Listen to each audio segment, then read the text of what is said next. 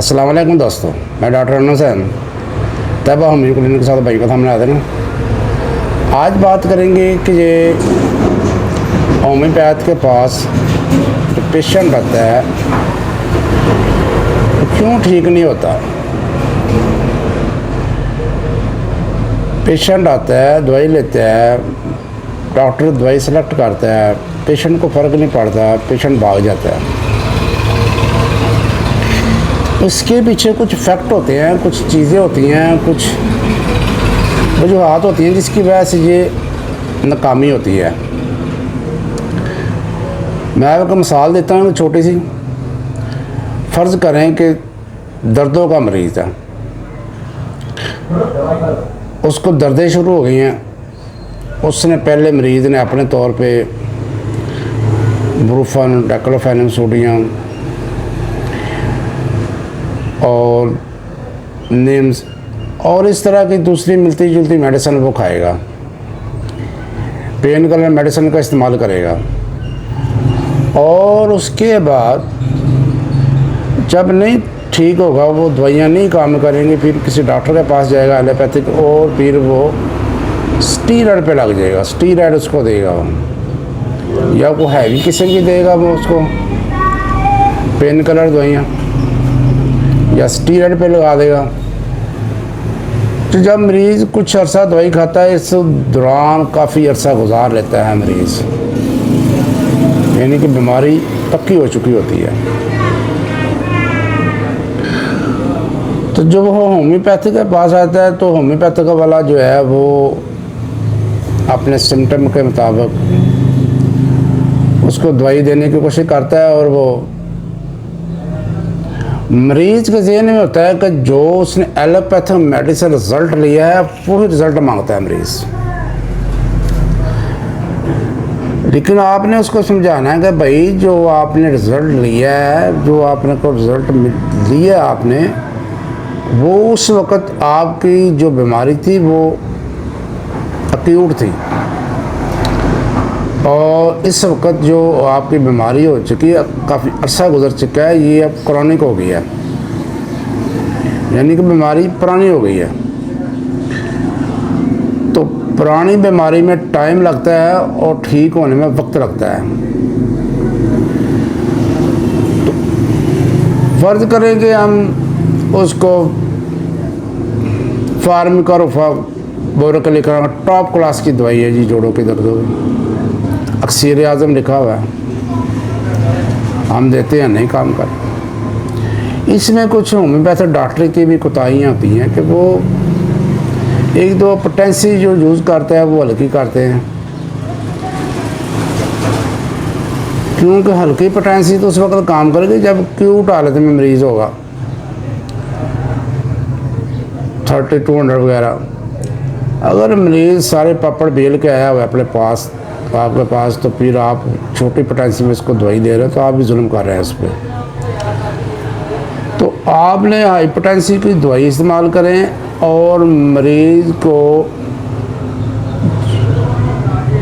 जो लग गया दवाइयों के ऊपर, जो उसने खाई हुई दवाइयाँ, तो आप जो उनकी पेन किलर का मुकाबला करने के लिए उनको स्टीरॉयड के मुकाबले में आपके पास निसोड है, आपने निसोड का इस्तेमाल करना है। वो इंशाल्लाह आपकी दवाई के अमल को तेज़ कर देगा।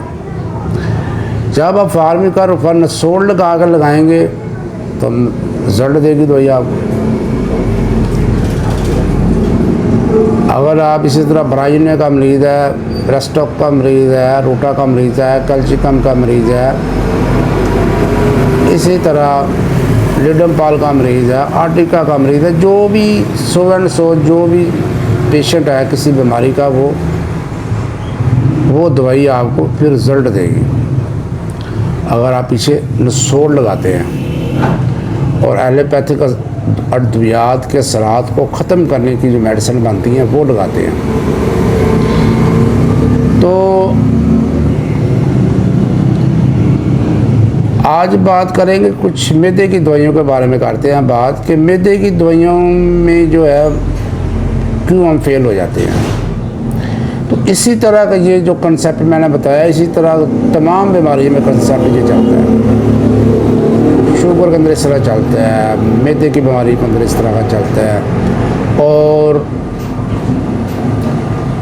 अस्थमा की बीमारी में इस तरह चलता है। सब 100 एंड 100 जितनी बीमारियाँ हैं वो कुछ लोग होते हैं जो डायरेक्ट हमारे पास आते हैं शादो नादर, बाकी सब जो होते हैं वो इधर उधर से घूम कर आते हैं। तो जो मैदे का मरीज़ है भाई, अगर आपके पास आता है तो वो भी राइजिक कैप्सूल वगैरह खा के, जो मैदे की दवाइयाँ, तजाबीत की दवाइयाँ हैं, वो खा पी के फिर भी आपके पास आएगा। कोई सिरप पी के आ रहा है, कोई मैदे की दवाइयाँ खा के आ रहा है, कोई इसी तरह कैप्सूल वगैरह खा के आ रहा है। तो आपने अगर डायरेक्ट दवाई देते हैं तो म्याज़म नहीं लगाते तो फिर इधर भी आप फेल हो जाएंगे। तो करना ये है आपने कि सबसे पहले मरीज़ को एक नसोड़ दें, उसको हेल्पिंग मेडिसिन दें, और तमाम मरीज़ों को तो वो है एच प्लोरी। एच प्लोरी को आप 200 के अंदर या 1 के अंदर पहले एक डोज दे दें, उसके बाद मरीज़ के सिम्टम ले, जो सिम्टम की दवाई बनती है वो लगाएं और मरीज़ को रिज़ल्ट मिलेगा। कुछ टिप भी होती हैं जो टिप चलती हैं, मैं टिप भी आपको बताऊंगा एंड पे। तो आजकल जो बाज़ार में अक्सर देखा होगा कि किसी ज़माने में जब हम छोटे छोटे थे तो इतने बाज़ार के अंदर होटल वगैरह नहीं होते थे, सिर्फ लारी अड्डों पे, लारी अड्डों वगैरह जो बहुत मेन कुछ शहरा है उसके ऊपर शाज़ो नाज़र का होटल होता था, लेकिन अब जगह जगह पे होटल हो गए हैं। और जो होटल है उनका म्यार जो है वो आपको पता ही है कि वो किस तरह की सब्ज़ी इस्तेमाल करते हैं, किस तरह का घी इस्तेमाल करते हैं, और किस तरह का वो मिर्च मसाला इस्तेमाल करते हैं। इसमें कोई दुखी छुकी बात नहीं है। चने हमारे चलते हैं, पाए चलते हैं, और उन्होंने मसाला डालना होता है, बेशक मरीज़ जाकर शाम को ख़त्म हो जाए, लेकिन उन्होंने टेस्ट बनाने के लिए जो डालना पड़ता है वो डाल देते हैं। बाहर आते हैं अपने टॉपिक की तरफ।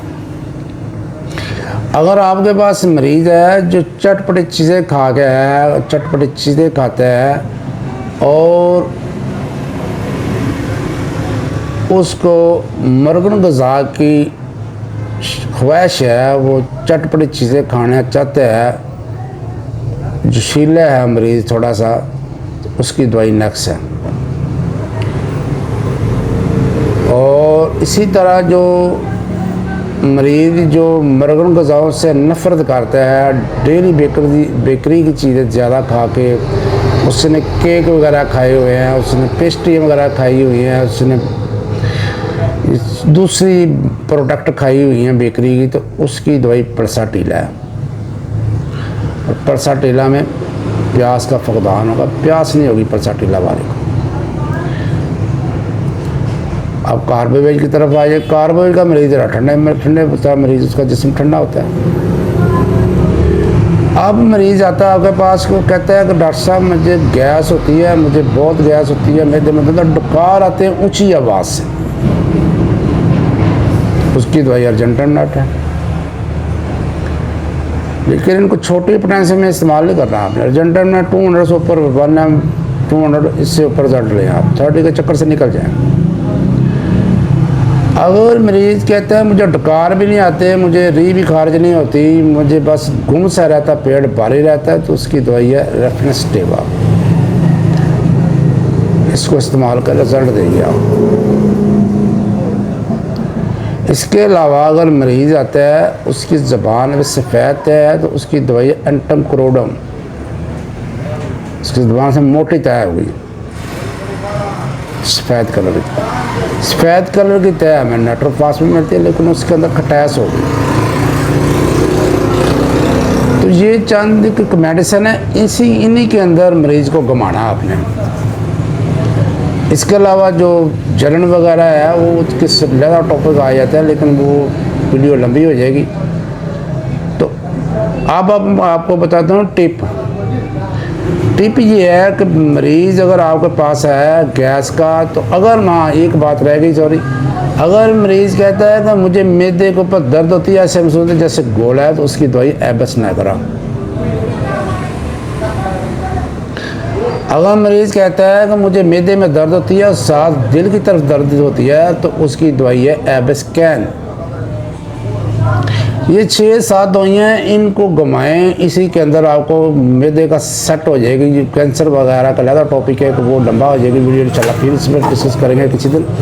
तो जो गैस का मरीज़ आपके पास आता है, मैदे का मरीज़ आपके पास आता है, ये इन 5-7 दवाइयों के अंदर ही घूमेगा और इन्हीं को फोकस पर रखें आप।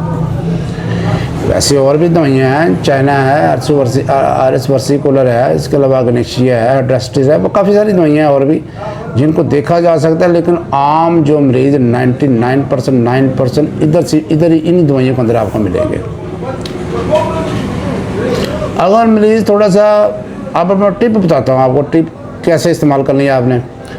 मरीज़ आया मैदे का, कह रहे मुझे गैस होती है, उसको नेक्स्ट दे दें शाम का टाइम 1 डोज 200 की, और उसको सुबह का टाइम परसाटीला दे दें, और दोपहर को उसकी जो सिम्टम की दवाई बनती है, अगर ज़्यादा आप नहीं झंझट में पड़ना चाहते तो जो सिम्टम की दवाई बनती है वो लगा दें। अगर मरीज़ गोलमाल भारी जिस्म वाला है तो उसको लाइकोपोडिन लगा दें। अगर मरीज़ का जिस्म ठंडा है, पंखे की हवा पसंद करता है, उसको फिर कार्बामेजिन लगा दें। तो अगर मरीज़ मैदे पे भी दर्द महसूस करता है, अगर मुझे बहुत ज़्यादा साथ आइबोसनाइगर लगा दें।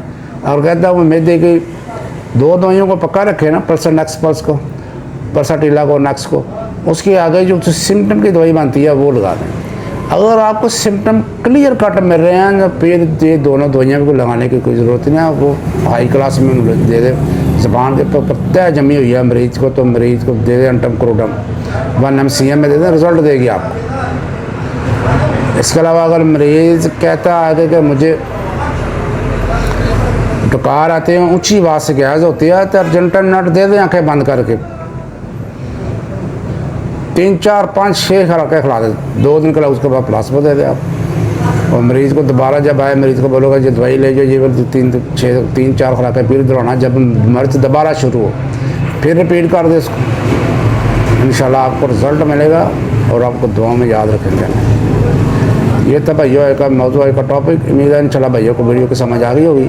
अगर आप चैनल पर नए हैं तो सुर्ख रंग का सब्सक्राइब बटन दबा के काला कर दे और बेल आइकन दबा दें। अगर आप शादरा के इर्द गिर्द लाहौर के करीब हैं तो हम एपिलेप्सी, लकोरिया और हेमराइड की दवाई यानी कि बवासीर की दवाई फ्री देते हैं, और डिस्क्रिप्शन के अंदर हमारा नंबर लिखा हुआ है, वहाँ पर रब्ता करके आप दवाई वो फ्री मंगवा सकते हैं। इसके अलावा ऑनलाइन ट्रीटमेंट करवाना चाहता है तो वो भी हम हाजिर, हमारा नंबर पर व्हाट्सएप नंबर पर कनेक्ट करें, अपना मर्ज़ बताएँ, अपनी डिटेल बताएँ, अपनी वो जो रिपोर्टें हैं वो भेजें, इंशाल्लाह हम आपको दवाई सिलेक्ट कर देंगे। इधर से भेजनी तो इधर से ऑनलाइन करवा देंगे। तो भाई को दे इजाज़त। तैयबा मिकराना जिंदाबाद, पाकिस्तान जिंदाबाद, अल्लाह हाफिज़।